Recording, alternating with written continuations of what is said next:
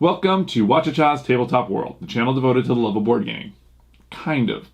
My name is Sweetness Whachacha, and today we're going to be talking about, is gaming right for you?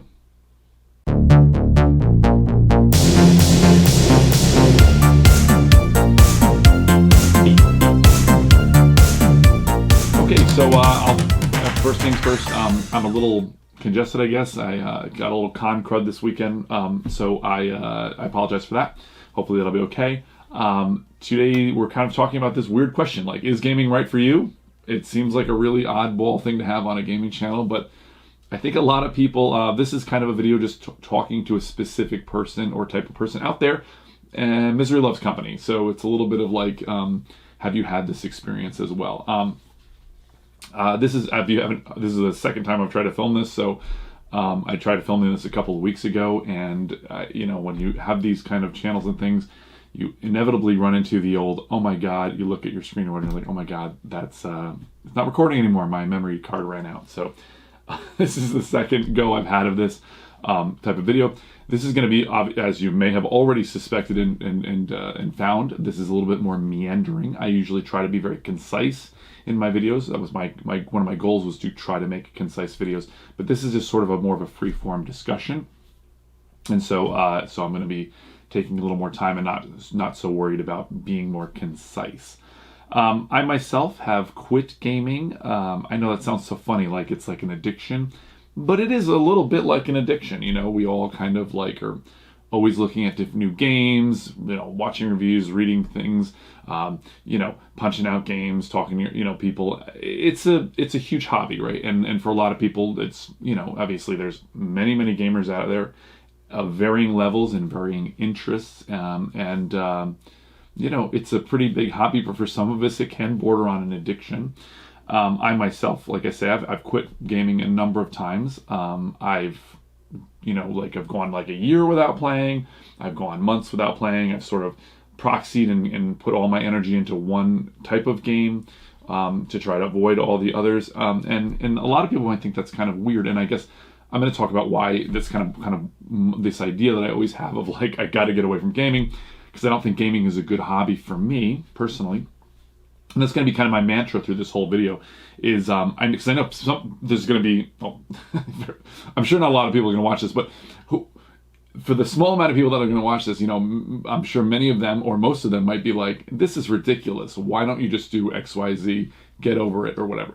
But this whole thing is a preference. Like, life is a preference. Everybody's got preferences, how they like to do things. And my mantra is I'm going to keep coming back to this, is gaming for you. And so gaming might be for this. So for the person that might say, like, this seems ridiculous, just do X, Y, Z. Well, that's your preference. So gaming is for you, but maybe gaming is not for someone else. This is kind of like, I think of Mount Everest, like there's this whole thing of, if you're able to climb Everest, this is kind of an interesting thing I remember reading in Into Thin Air, a really great book, where he talks about, like, there's so many challenges on Everest. First of all, you come back from Everest, and I told you it was meandering, by the way. You come back from Everest and you're changed, physically changed. Even if you survive, you don't die, you could have permanent brain damage, you could have all these, physical ailments and stuff, not to mention all the tons of ways you can die up there. But the type of person that can persevere and go through that kind of thing, there's all these like warning signs, like sometimes that maybe this is not the time to go. But if you're the kind of person that can push through and can succeed at Everest, oftentimes those are the people that will see this, the warning signs, you should stop, and not really stop. And so I guess in my own life, I find this happens to me all the time. I have all these weird ideas and little things that I tried doing, and I'm like, oh, how about that? And it's very hard to know when you should push through and when you should stop. And as in my Everest analogy here, the idea is that these people don't know when to stop because they're programmed to push through and to succeed. But in our own lives, it's not, you're never really quite sure as to, like, well, is this sunk cost? Have I put in enough time and energy, and I'm just throwing good money and time after bad? Or if I persevere, will I succeed? And that's kind of something that's come up a lot. And I think with gaming and a lot of the different things that I'll talk about, for me personally, like the challenges and things, it's like you never really know, like, maybe, and that's why I've quit at times. I'm like, this really isn't the hobby for me. I'm going to stop doing this now. And then, of course, I invariably get pulled back in because I do fundamentally love gaming. It just doesn't really work for me personally. Again, my mantra, not for me. I think about, like, there's a movie, Modern Romance, Albert Brooks, very great movie, but it's just this couple keeps splitting up and getting back together and splitting up and getting back together. And it's amusing. It's a comedy, but it's also relatable. And I kind of think about that, like, it's very similar to other things in your life, like not just romance that people do these things with, but other things. And for me, it's gaming. I kind of think this video is kind of like, the person that's aimed at, the people that I'm hoping to, like, be like, hey, you're not alone. Other people have these same problems. I think it's kind of like this, these ads where you're like, tired of having these problems, or, that goes black and white, or lawyers being kind of like, if you've experienced the following things. So when I was thinking about this video, I was revolving around this kind of David Sedaris. David Sedaris is a writer. He's got this story, 12 Stages of an Artist. It's really funny, and it's all about kind of like the, you can be, sorry, I couldn't remember the word there, pretentious. It's about kind of like a lot of the pretentiousness in the art world and like the ridiculousness and stuff. But it's a very funny story, but I kind of was framing this discussion in my head in that way, like the 12 stages of an artist. And it's just these different things, these roles of these things that you go through, much like the 7 stages of grief or any kind of thing like that. And so I kind of think of it like that, like, have you been in this experience? And I'll start it off with this. Have you ever had this experience where you're watching reviews, you watch 10 reviews a day, 20 reviews a week, 30, whatever it is. You're watching reviews constantly. You get excited about the game. You get the game. You go to the store. You're waiting for the game to come out. You're like watching the thread. Oh, it's finally out. You go to the store. You get the game. You punch it out. You learn the rules. You like set it up and you play like a turn or two. Okay, I know how to play this. You put it in the box. You put it on your shelf. Collects dust. You never play it. Years go by, and of course, this cycle just keeps repeating and repeating and repeating. Are you a serial podcast listener? Do you listen to podcasts for gaming constantly, like maybe 1 or 2 a week, more than that maybe, and get, always like, oh, got to write that other game down. Oh, that sounds cool. And then you start the cycle where you go and you watch the review and you get excited about the game, and on and on and on, right?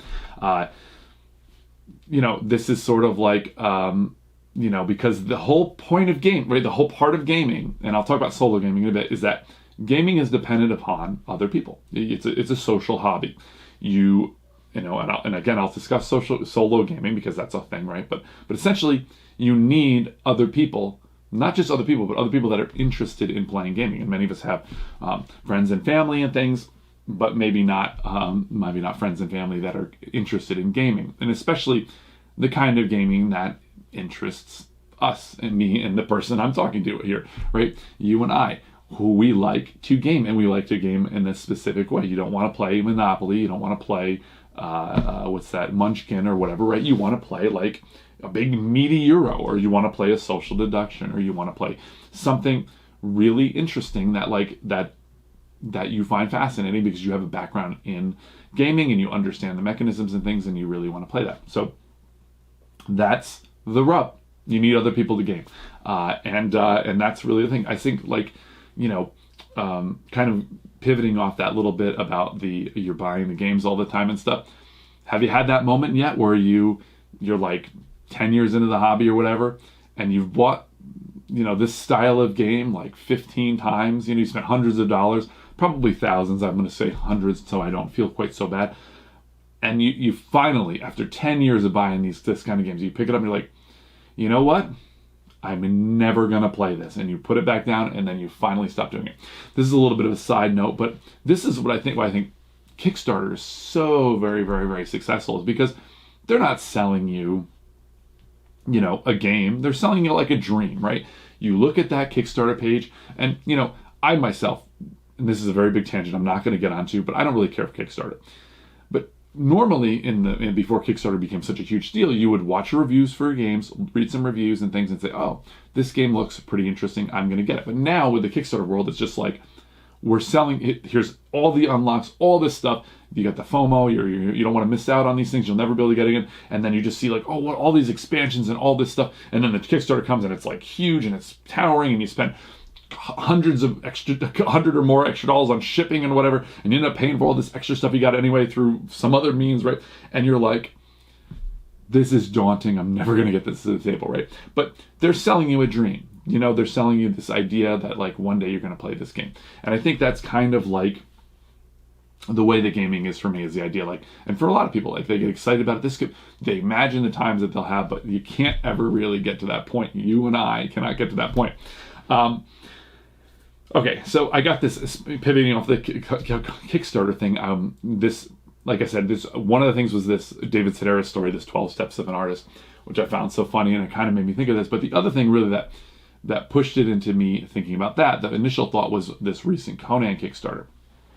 I know I just said I don't really like Kickstarter, but I did back this Conan Kickstarter. Now, in the past, I had backed it. I'm a huge Conan fan. I love all the Robert E. Howard stories.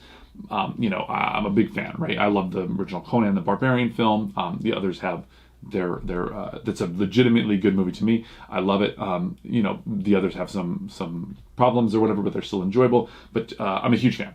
So, recently they had this. I bought the Kickstarter, and like I said, I bought it. I got all this extra stuff, 2 big boxes, these big coffin kind of style boxes, full of stuff. Never played it. And now I saw my favorite story, Red Nails, is my favorite Conan story. And it's pulp, not for everyone, okay? But it's one of my favorite stories, and they were having a new Kickstarter for this. And I'm like, okay, well, I happened to click on it, whatever. It was in my email or something, and because I'd backed before. And I thought, oh my God, look at this. There's a co-op. They're now releasing, like, the part of the Kickstarter is they're releasing co-op stuff. And so this is another one. Have you had this experience where you look through and I'm like, okay, I can play this, as a, co-op. This is amazing. I can solo this game that has been collecting dust on my shelf for years. And so I start going through, like, I'm going to paint all this stuff up. I started painting it before. And I'm like trying to make a plan. And I'm looking at like, this rule book is the one that's going to give me the cooperative scenarios. They're going to redo these scenarios. So I'm looking through the rule book. It's a one versus all type of game, by the way. And I'm looking through it and I'm like, okay, well, these miniatures, I get all these extra miniatures, all these extra characters and figures and things. I start looking through and they're not in this thing. So I'm like, okay. So I start looking through at all the other stuff that's available, like the other there's like homebrewed solo thing. There's a bunch of stuff. Anyway, to cut a long story short, too late. I'm like, look at all the extra work I'm going through. I'm like looking at, because I can't just play the game as in the box or with the other scenarios. I'm doing all the math and all the research about just playing it in a cooperative or solo manner. And you have to go as a solo gamer, as a person who doesn't have a player to play with, another gamer to play with. You got to go through all these extra steps. And that's kind of how I was like, kind of thought of this video, and I thought of like how I'm always kind of like back and forthing a bit. Okay, so let's go into that. Have you tried being a solo gamer? Okay, so that's one big solution. So you don't have someone to play with. Is gaming for you? Is it for you? Well, maybe you can try solo. Now, this is my opinions and preferences. Of course, this is all my viewpoint. Obviously, I'm having this discussion with you. So this is what I think of solo. Solo is not board gaming. It's an adjacent hobby. It's not the same thing at all. It is apples and oranges. Okay, so sure, you can get the same experience with certain games. You can play some cooperative games, like you can play Pandemic. You can solo that, you can play 2 characters, you can play more, 2 to 4 characters, and you can have essentially the same experience. You can play, there's a whole bunch of living card games, like Arkham Horror, Marvel Champions, Lord of the Rings, things like that. You could play multiple characters or just one character and have essentially the same experience. Of course, there's not the discussion and things, but you can still play the game. Okay, well, there's a lot of games that are not quite like that. I'm going to use Scythe as an example. I know that their solo systems are lauded. People love them, right? But this is why I think it's an adjacent hobby. And this is why it's a huge difference from just playing the game. So oftentimes when we play games, I'll break open a game, I'll learn the rules, right? And maybe I'll play a little, a couple of rounds, like just to get the idea of it. And then no matter what game it is, you always have a moment where you're like, oh, I got to go back to the rulebook real fast because I thought I understood this, but now I'm like, oh, works differently. Okay. And you figure it out or whatever, right? And that's with any game, and I think that's with any gaming group, is that you get most of the game, but there are things that you don't quite get and you have to go back. Even when you read the rulebook a couple of times, until you really play through it, you have to, Okay, so you want to play Scythe, you have to have that experience. You must learn Scythe. Okay. Then you have to learn the solo mode. Then in your brain, you have to do this deduction on a game you've never played before. You must take the rules in your brain of Scythe minus the rules of, figure out what's different. You have to do this math equation in your head and then come up with the Scythe rules. And then you're playing the game, and then you have to go to the rulebook and decide, go to rulebook A and figure out what's the actual rule, then go to rulebook B and say, is it different in the solo? And then you got to try to actually play the game. And I just recently played, I didn't know how to review them on the channel because I hadn't played them solo versions, but I played War of the Ring, and I bought a bunch of the Undaunted stuff. They have Reinforcements, which is their, expansion that turns the other versions into, solo only. And, like I said, it's an adjacent hobby. Have you had this experience where you sit down and you're like, you have a certain amount of bandwidth to play a game, and you would hope that a very large percentage of that bandwidth would be, what's my decisions? What are my strategies? That's why I've come to the table to play this game. I've come to play and take on the role of like soldiers in World War II and, and try to outmaneuver and defeat the enemy and figure, that's what I'm doing here. But instead, your bandwidth is mostly taken up with, okay, now it's their turn. What are they going to do? I have to look at the flowchart for this character, go through all the permutations of the flowchart to make them do their move, and then you're like, well, that seems like a dumb move. Why wouldn't they just do this other thing? And then you're second guessing, okay, forget it. I'll just go. And then you just go to each of the units and you spend more time in like War of the Ring, not War of the Ring, it's War of the Ring, the card game. I'm looking at my shelf here. You spend more time figuring out what you're doing with them and running the automated, the opposing player, and maybe less time doing the actual playing of the game. That's why I say it's an adjacent hobby. And then, of course, there's tons and not just taking the small percentage of games. And of course, that's increasingly so. We're seeing more and more solo games in our, recently, especially with the pandemic and stuff. We've seen a rise in that and people having that availability. But I think it's an adjacent hobby. So, and I love Dorf Romantic. That was fantastic. The Concordia Solitaria, that's amazing as well. I really enjoy those. But, it's a small percentage that you don't have to go through all these extra hoops, extra math in your head. And it's like, is this really worth it? Is gaming for you? Is gaming for me? Like, is that really worth it? All the headache of like, ultimately I did not enjoy War of the Ring or Undaunted because I think like you really don't, you're losing what makes those games, I would guess. As I said, I've not played them 2-player, but you could see that it loses what makes it enjoyable, I think.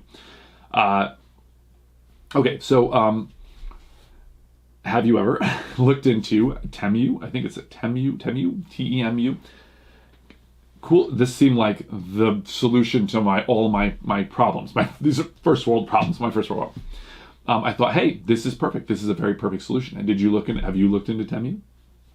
It's a tabletop that is a smart tabletop, but you can still play. I don't personally like video games, and I'll get into this in a little bit, but you can play the game. You roll the dice. It figures out, it knows what you roll because the dice have, electronics in them that communicate. You play the cards. I think they have smart sleeves and things with a little chip and things. And so when you place things around, you can play Zombicide this way, which is a little ironic since you don't need this table to play Zombicide. You can play Zombicide without it, but it's a little irony. But I thought this has got to be the solution, this table. I'm going to get this Temu table and it's going to be the solution. However, they only have first of all, it's not out yet. It seems to be in limbo. I keep looking into this. But again, this is the kind of thing where it's like more time doing this than gaming. Okay, whatever. So looking into this, I think, it's like the games are being made specifically for this. It's not being made as a port for every game, right? Because I mean, it's just not financially feasible. Okay, so I think about, this is like, I'm not going to go into all my ridiculous little ideas and projects that I've started over the years, over my lifetime. But there's like this is like the kind of approach that I'll take to solving some of my problems. And one of them is this like Temu table. I thought, like, could you, take some of the stuff that's, these apps, or could you program in a game that you really loved and then just use the Temu table? Again, not even available now. Kickstarted, but I don't know. But, through my life, I've tried different things like that. I remember when I was, time solves all these problems. So I probably should just wait 10 years and get back into board gaming, right? Like do the quitting and then get back into board gaming in 10 years when the technology is available. But I think about like when I was younger, like there was a game GoldenEye for N64. My friends and I loved playing it, and we would play, and like it's a shooter, first person shooter. You're just running around and you're just trying to kill each other, and the screen is split screen for 2 players or it can be 4. But my buddy and I would play it all night long. We'd play hours and hours and hours.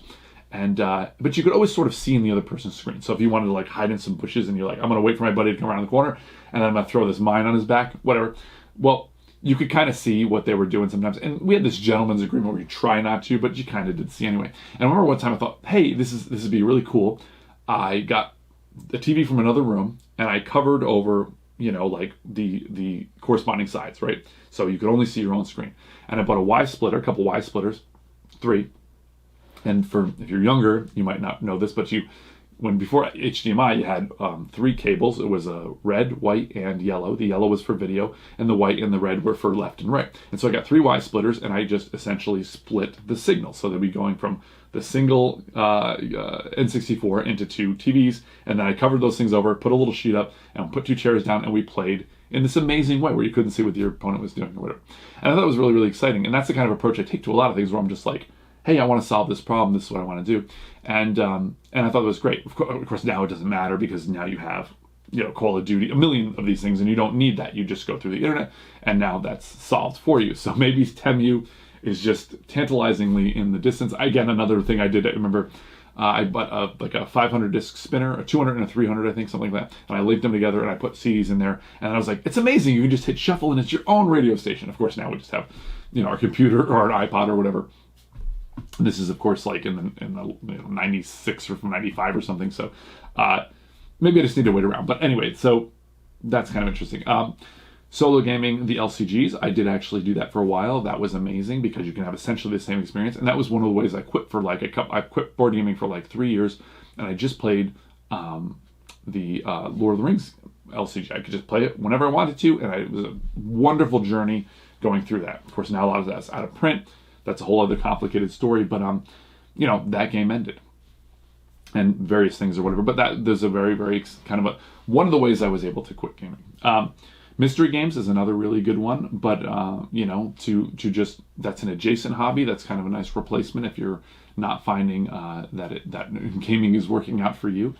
Because you can put all the evidence out or whatever. I just have on the channel. I've had.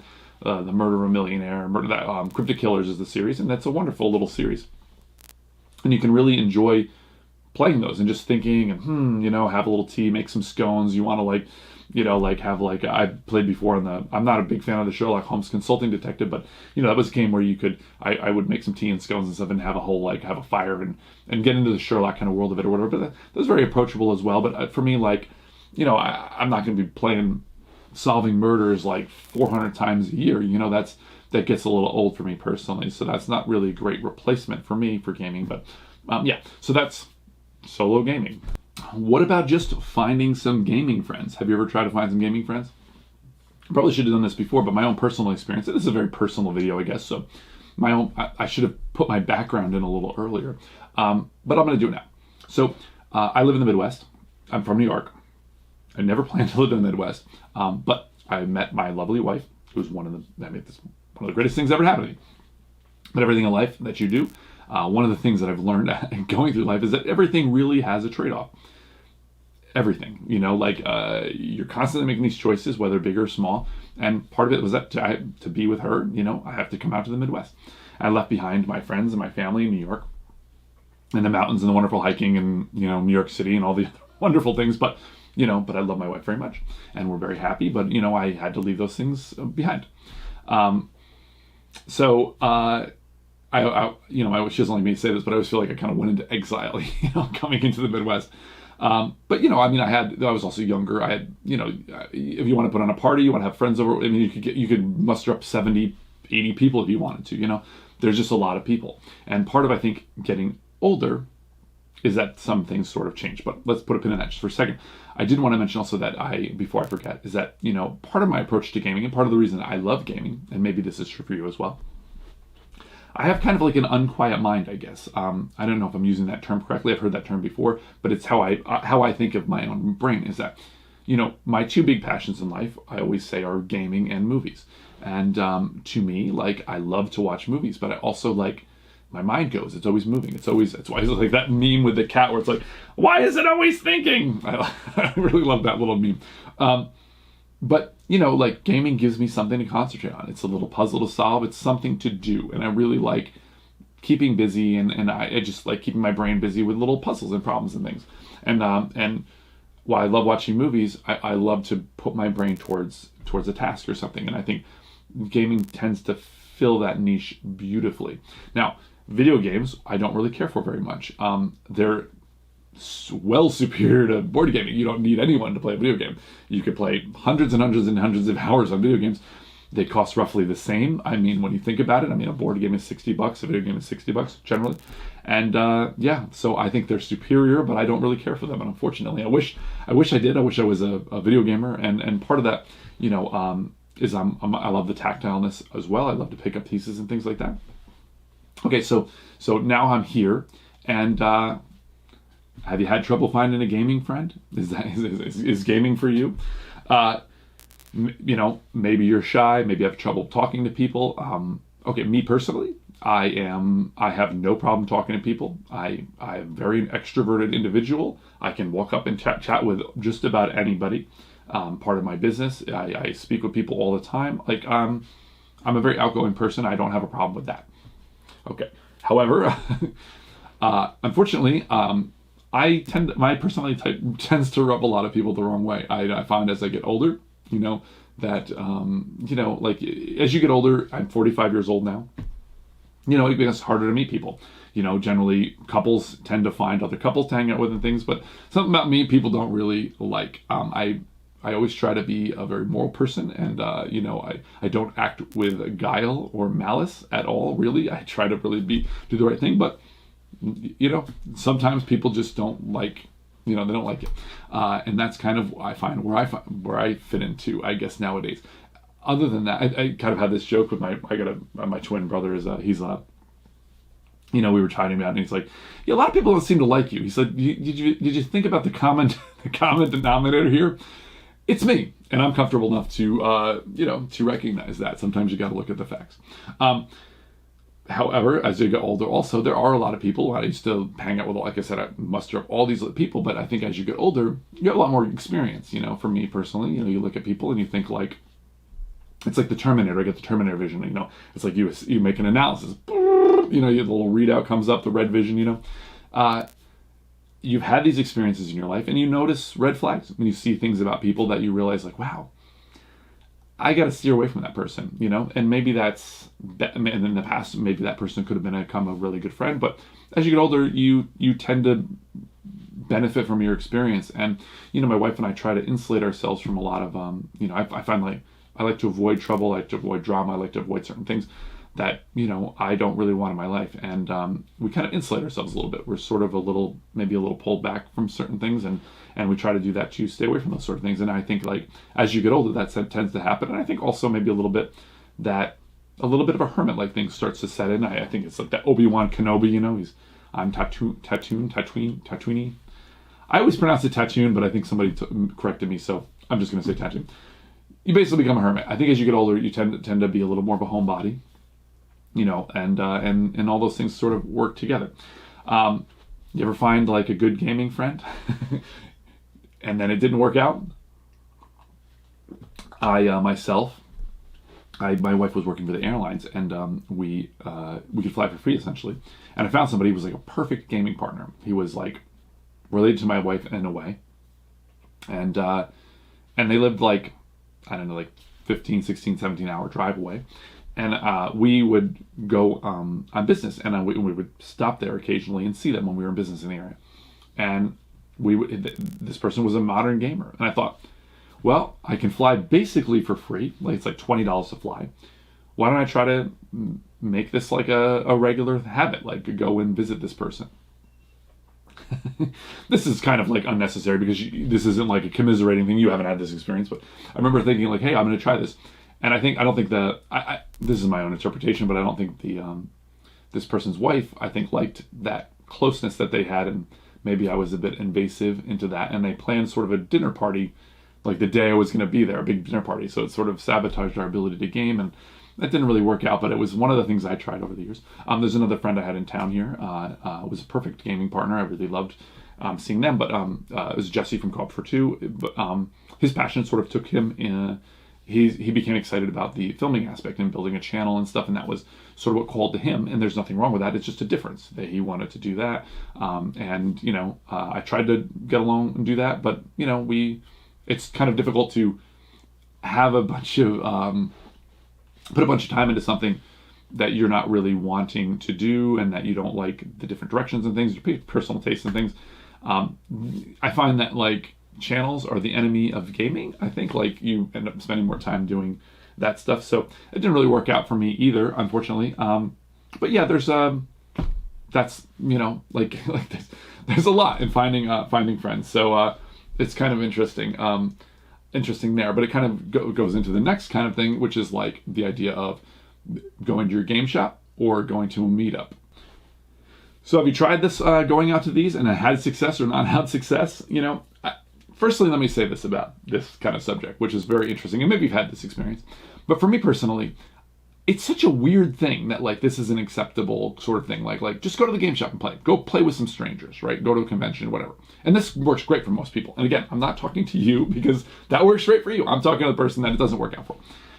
This doesn't exist like really anywhere else, really, right? Like the idea of like just go play with some strangers. Like you don't go to a restaurant and just like sit at a table with a bunch of strangers and say, "How you guys doing? We're gonna have dinner together. Yes, I'll have a menu, please." Like it's just a weird thing. You don't do that. People don't do that, and people don't, go to a movie that way. You don't just show up to a movie and say, "Hey, are you three seeing? What are you guys seeing? Oh, you're seeing the new Marvel movie. Cool, I'll go with you guys." It's nobody does that, but for some reason it's expected in the gaming world. And I see that you have obviously some common ground that you all like to game, and maybe you can meet new friends that way. But it's a weird thing that like it's like you would never do this in other areas of your life, but people expect you to kind of do it in the gaming world. Like, and I personally, I enjoy talking to strangers. I like getting different viewpoints and learning different things about different people, and I talk to people all the time. If I was at work or whatever, I can talk to people, but not everybody likes that, by the way, probably.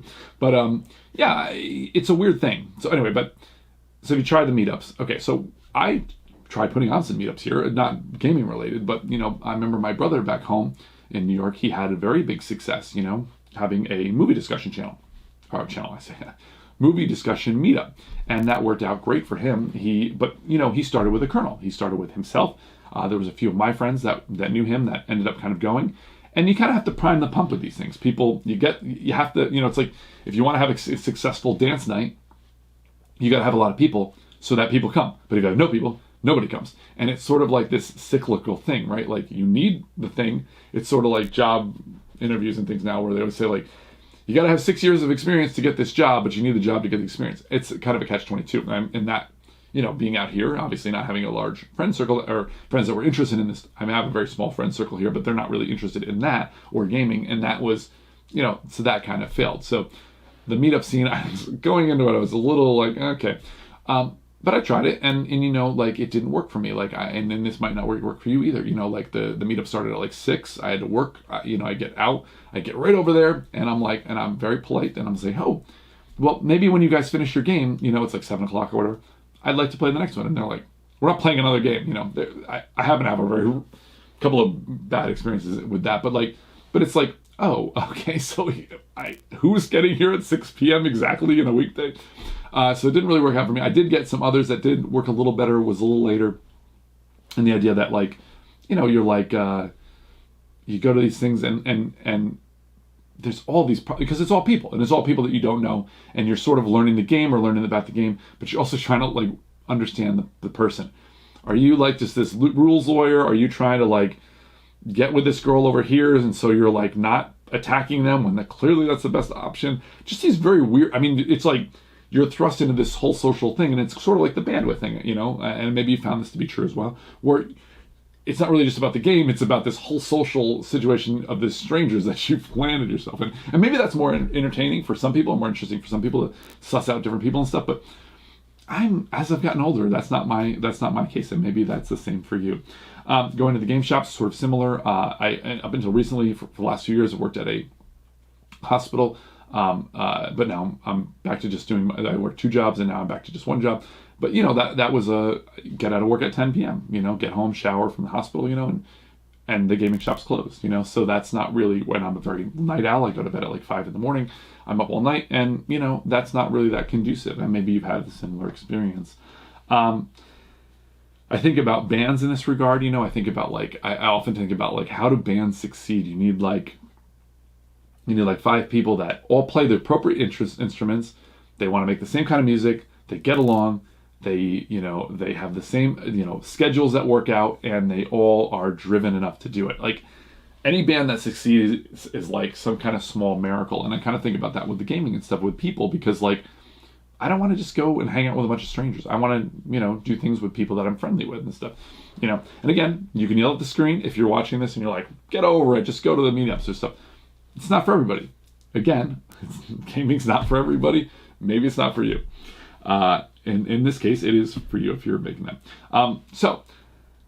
I've had, for years, and I tried playing X-Wing and stuff like that, some of these other games, and maybe you've had this experience, but you play, I really was getting into that. I thought X-Wing the Miniatures game was really, really cool. And there are games that are lifestyle games, and this, of course, is absolutely a lifestyle game where you're learning the game all the time.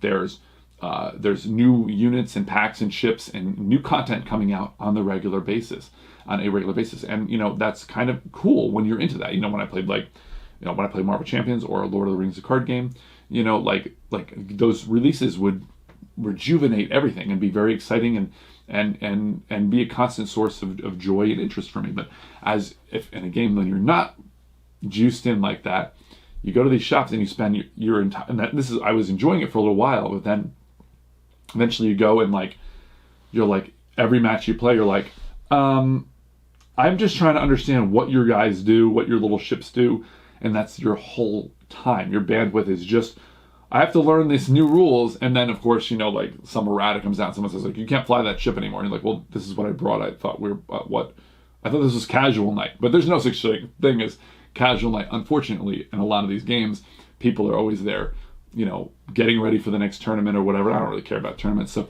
I think that's part of what you get in a game store. I think a lot of people like the tournament style. They like for Magic, they like drafting, and the new release sets come out and stuff like that. And then, of course, there's a lot of players for that kind of a game. That's another tangent, but that was a problem I had. I remember years ago. Back home when I lived in New York, like 2000 or 2002 or something.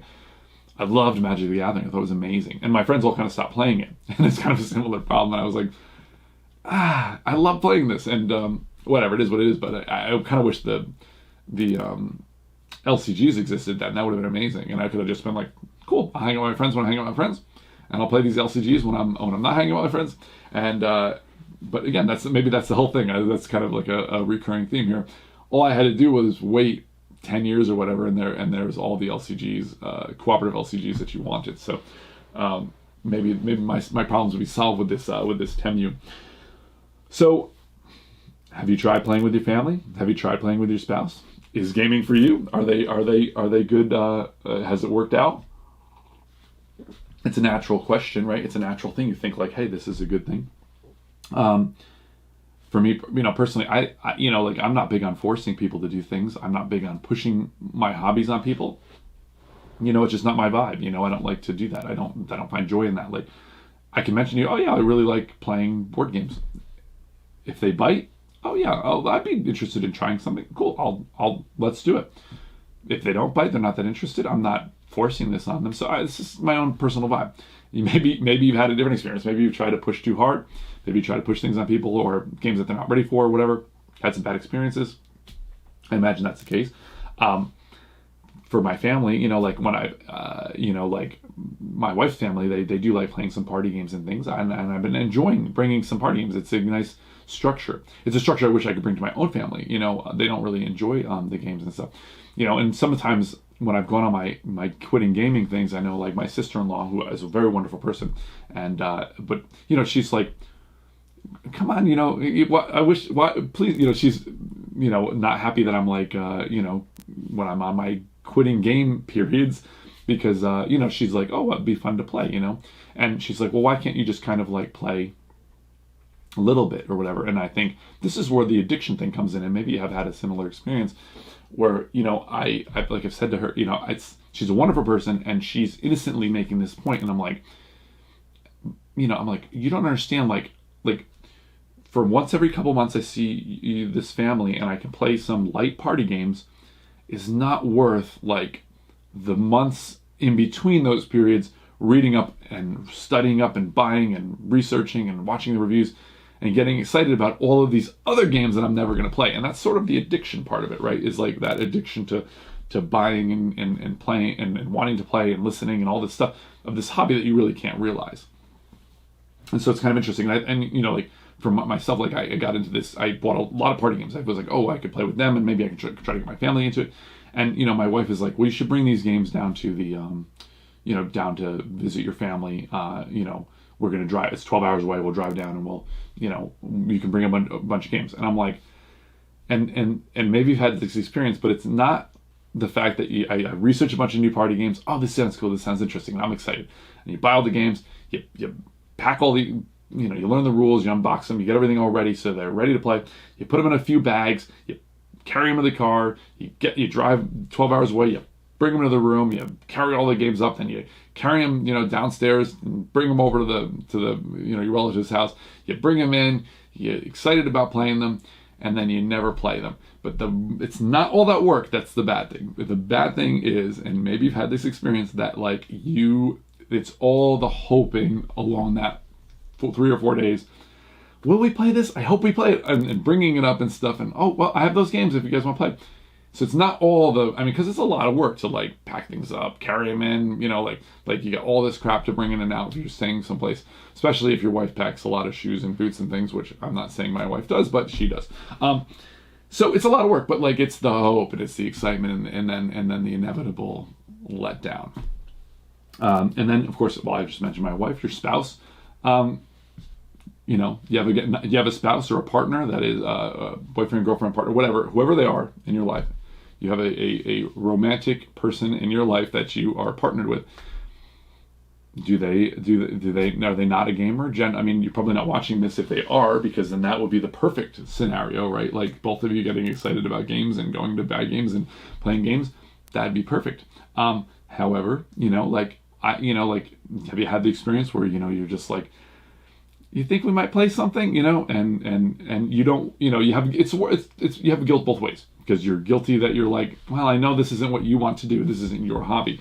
And you feel guilty because you're asking, and then you feel bad because you're not going to get to play, or then you get them to play, but then you kind of feel guilty because you're like, well, I know this isn't what you want to be doing.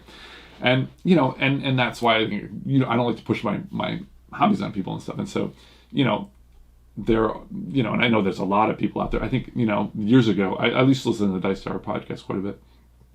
Really enjoyed it for many years or whatever. I think it's done now, but I haven't listened for many years. But for a good solid 5 years, I was listening pretty regularly. And I remember there was one of the contributors. They used to have contributors. I think they lost them at some point. But he had this whole. It was interesting because he had like a whole kind of like segment. People would send in these segments for the podcast. And they had regulars, and then they would have people come on, and they'd do a few segments and then they'd drop off, pod fade, I think they call it. But there's one, and I remember like at the start of the following episode, the subsequent episode, Tom said, hey, there's been a segment removed, don't bother going back and looking for it.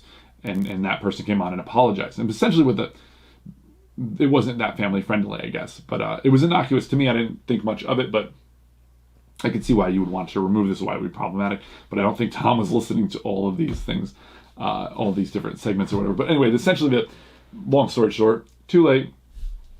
This guy was kind of like, there's this stereotype that exists about, like that. It's a stereotype, so I don't necessarily believe this. I don't believe it, but it is. This is the gimmick that he was going along with, and he was basically the idea of asking for physical intimacy, and your wife doesn't want to provide this, right? Like there's this stereotype of like that existed of like, honey, how about tonight? No, I've got a headache, and that was sort of the thing. And what he did was he made this whole kind of segment of like where you're always hoping to, but he took the physical, intercourse aspect of this stereotype out, and he placed in its place, he put gaming, and he was drawing all these sort of parallels with it. And I remember that, and you could see why that would not fly, and why that would not be a very inclusive way to think and stuff, because it's perpetuating a stereotype. But it did kind of like make sense in a way of like, not the idea of like that this was reinforcing a stereotype, but the fact that like, there's a need or an interest that you have that you can't fulfill. And I think that part of it was kind of interesting.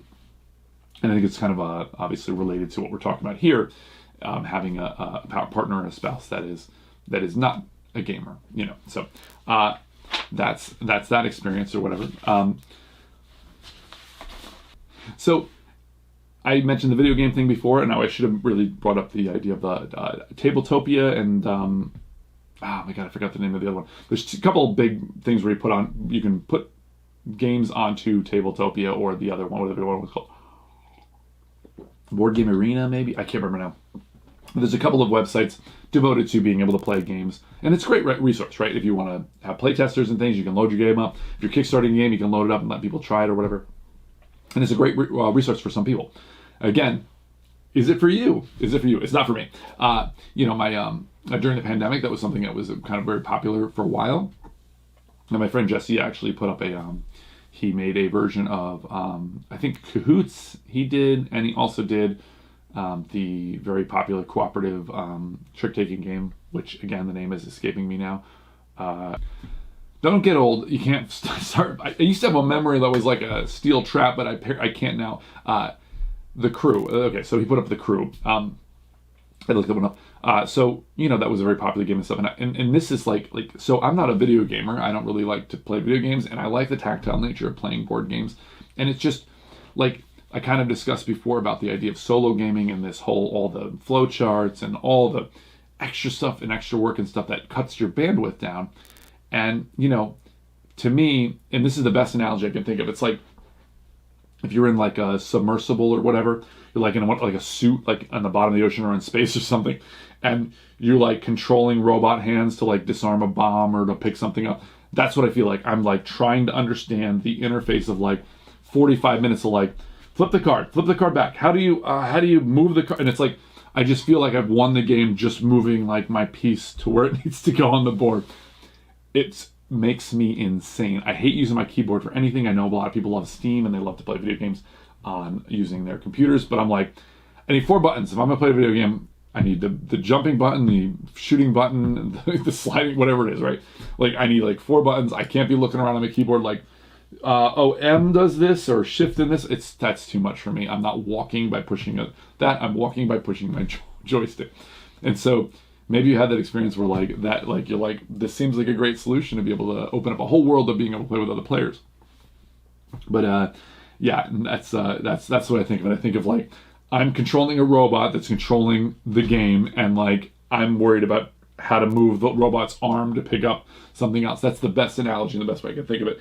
There's like this interface in the way, and I feel like it's the same thing with a lot of solo game. And again, there are some really good ones. So I mentioned before a little bit that YouTube and creating a channel is like the enemy of gaming. And you might think like, well, why would I do that? Why would I do that? My passion was for gaming. Now, I was joking around with a friend of mine recently, and I said to him, I'm like, I just feel like I feel like I try to make all the best choices, but I feel like since the pandemic started, I've not made one good choice. Like, I go in with all these things. Well, I think about things. I try to make the right choice, and it felt like it was at the time, but it was not. When you get to I feel like Aragorn in Lord of the Rings in the books and things, he's like, you give the choice to an ill chooser. He says every choice he's made has been the worst one, and that's kind of the way I feel.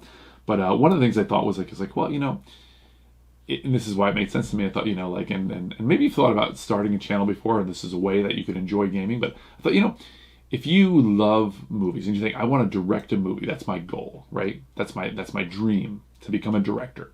Well, it's a pretty big dream, and not a lot of people get to do that. And maybe it didn't work out for you. Well, maybe a good thing to do is to maybe you work in the costume department at a movie. Maybe you work at a movie theater. You own a movie theater. Maybe you own a little art theater or something. Maybe you review movies on YouTube. There's a way to enjoy your to have some of your dream, right? Like, maybe you didn't get the ultimate thing. Maybe you didn't get to be an Oscar-winning actor, but maybe you act in a play or something, plays in the local theater or something. So there's ways that you can still be involved in your dream, I guess is the way to say it. And I thought, well, that's similar thinking. I thought, well, I can't game the way I want to. Gaming really isn't for me, for the reasons I've been talking about. So maybe this is a good thing. Maybe I can enjoy a different aspect of gaming. Maybe I can take a game, blah, blah, blah, blah, blah. So I thought that's great. But it really, all it is, for me personally, it's kind of like getting a second job that doesn't pay you any money. And obviously, if you enjoy making the videos and things like that, you enjoy the aspect of writing a little script and recording the voice and spending hours editing this 5-minute video so it's concise and short. But to me, I don't enjoy that. I found that I don't enjoy it, and I was hoping that I would. It's kind of, I tell my wife, it's kind of like, the best way I can describe it is, you're peeling potatoes for hours and hours, 5 hours, and then you get your buckets of potatoes and you take them to a bridge and you dump them in the river and they're gone forever. And that's kind of how I feel it. It has not been an enjoyable thing for me. I mean, these are easy. I could just talk or whatever. I have a movie channel I do as well. That's easy. I film for an hour and I edit for an hour and I'm done, instead of 6 hours to make a 5-minute video that's, inconsequential. There's millions and millions of channels on YouTube. There's everything you could ever watch, streaming movies or shows. I saw this interesting thing recently. I heard this quote about, if you were a late night host, 1995, and you were in the time slot of 10 p.m. to 11 p.m., your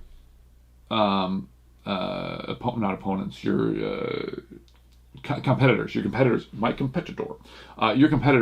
were like other people in the 10 p.m. to 11 p.m. slot. And now, if you're a talk show host between 10 p.m. and 11 p.m., your competitors are every single movie and TV show that ever existed, which is pretty fascinating. I thought that was such an interesting concept. And that's the thing, there's so many channels, there's so much stuff, but you should just enjoy it if you're doing it. And unfortunately, maybe you had that experience where you thought, well, this is how I'll enjoy gaming. Did it work out for you? I hope so. Did it not work out for you? Well, then you and I are commiserating. This is the kind of the whole point of this, right? So I guess in summation,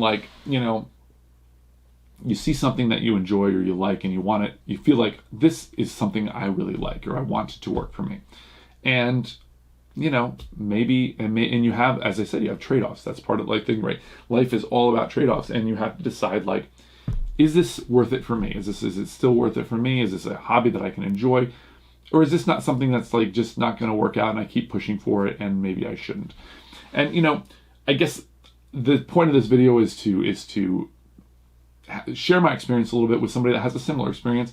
And so you feel I'm not so alone, or that's kind of cool to find that someone has had a similar experience. It's one of the great things about the internet. There's a lot of bad things, but one of the nice things is to be able to find people with similar interests or similar experiences that you don't feel quite alone. Or maybe you watch this and you think hey, I had the same exact experiences, but guess what?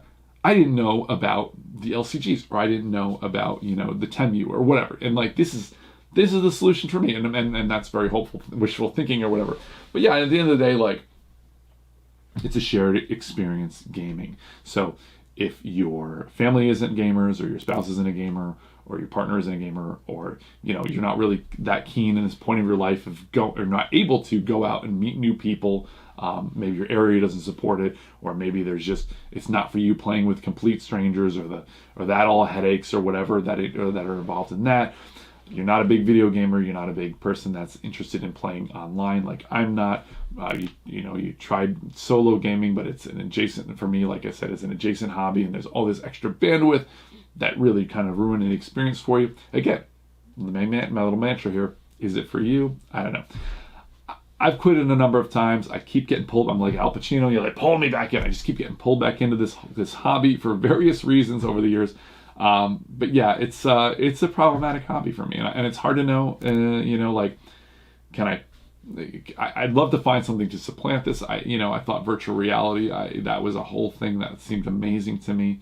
But I get sick. I mean, everything's a problem, right? Like, noticing a trend here that but that's in its infancy, VR. But I thought like this could be this amazing experience for me. I put a little video up about my experience. I bought an Omni Tread, and I tried to get that. I get motion sickness and stuff, and it, a lot of people do, playing the VR stuff, and that's the technology's not quite there either. But hopefully in my lifetime. But yeah, I'm always looking for the thing to like sort of replace gaming for me. Through our lives we get into different things. I'm getting a little meandering here. Anyway, yeah. Hopefully this conversation you found interesting. Maybe it made you angry because you think like, get over it. These are first world problems. These are not even problems at all. Just go form a meet, whatever, and that's fine, and that's for you. We'll see. It's an ongoing journey for me, like life is, and maybe gaming will work out, maybe it won't work out for me. But yeah, sometimes you can stop and say, maybe this isn't for you, and maybe find a different hobby, or maybe you can find some joy in a similar experience, whatever. But as I said, I'm getting a little repetitive here, so thanks for watching. I'll see you on another episode.